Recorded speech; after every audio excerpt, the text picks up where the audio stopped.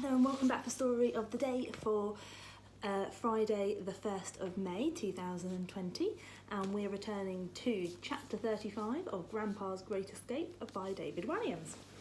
Still more socks. As part of his plan, the old man gave his grandson a shopping list of items that he needed smuggled into Twilight Towers from the outside. Reading it in bed that night, Jack didn't have a clue how Grandpa planned to use them in his escape.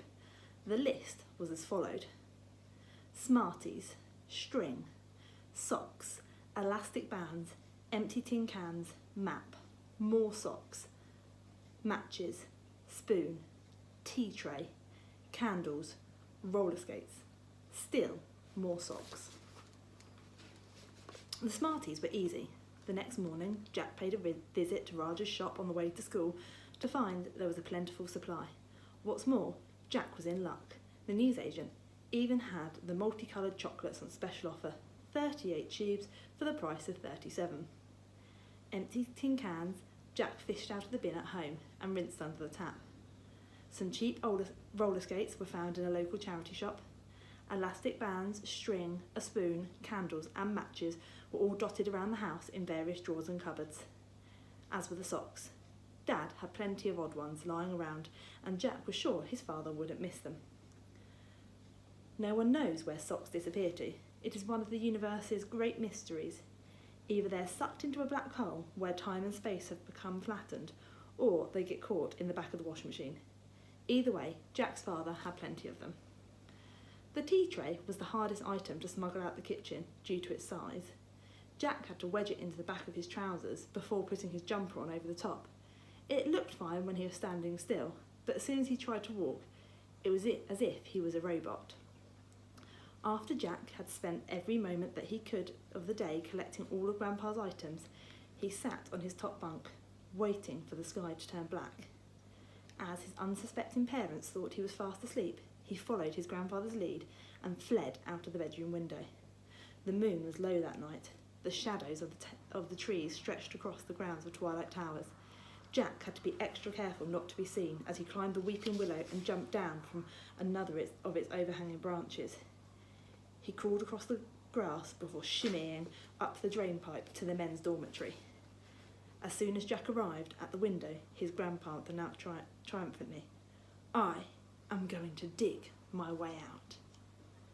Just as the night before, Jack was balancing precariously on the narrow ledge high up on the side of the building.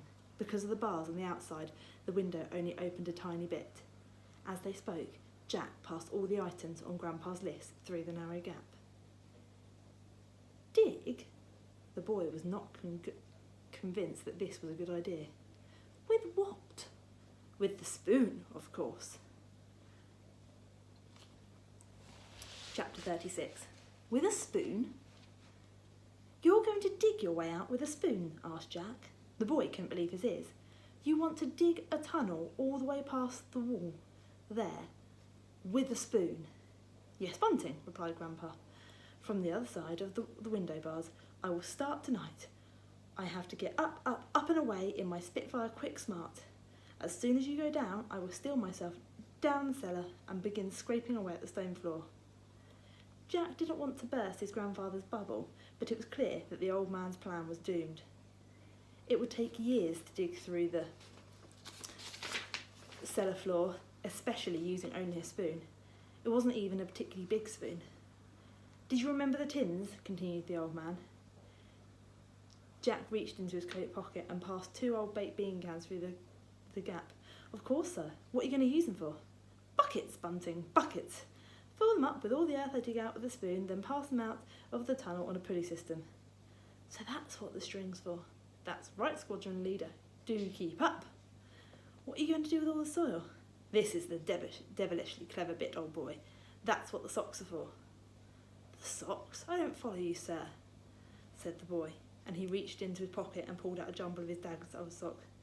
"This sock's got a hole in it," complained Grandpa, and he stopped to examine one. "Sorry, sir, I didn't know what you needed them for." "I'll tell you, squadron leader, once dawn breaks, they'll have my digging for all the night," continued Grandpa.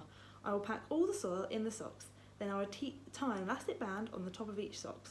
I will conceal the sock of saw, or saw sock, as they will be henceforth known, down my trousers. Then I will make a request for the commandant that I be put on garden duty. The commandant? Yes, keep up. Runs this prisoner of war camp. The matron, thought Jack, of course. Once at the flower beds, I'll make sure the guards aren't looking, and I'll pull the bands off the socks, and tally-ho, the soil is released. Then I will shuffle about like a penguin, treading it into the ground.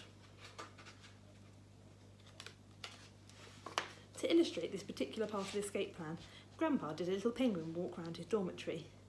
That still doesn't explain the tea tray and the roller skates. I'm getting there, Bunting.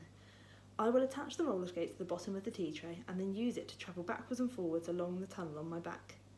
Well, sir, you certainly have thought of everything.